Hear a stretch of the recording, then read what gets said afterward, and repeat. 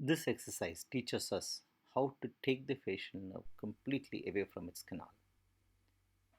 Once the facial nerve is fully exposed from the first genu till the stylomastoid foramen, a small diamond burr is taken, which should not be less than the thickness of the facial nerve, and the facial canal is now exposed at least 270 degrees.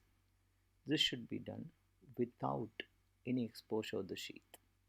The facial canal should be thinned down completely so that the bony canal wall should later be removed piecemeal using a sharp instrument. You can drill underneath the facial canal if necessary. A right angle pick is then taken and the facial canal bone, which is now thinned, is fully removed. It is easier to do this in the horizontal segment than in the vertical segment.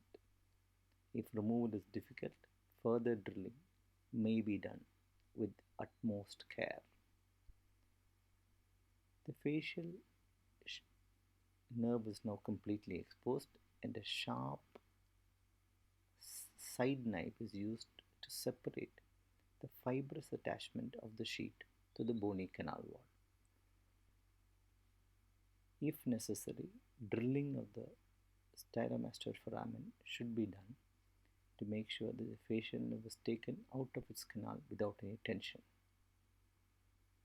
You can see now that the facial sheath is totally undamaged and the nerve is intact. The fibers of the digastric where they join the facial nerve with the stylomastoid foramen are now clearly visible.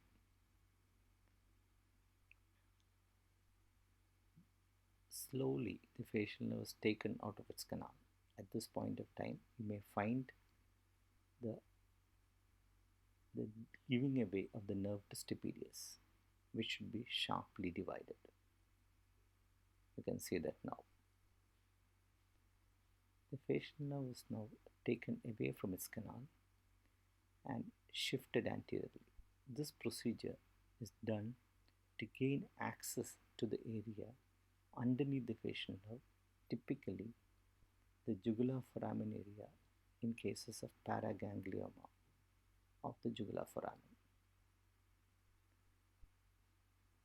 You can see the stylomastoid foramen now and the fibers of the digastric being cut to ensure that the facial nerve is rerouted anteriorly.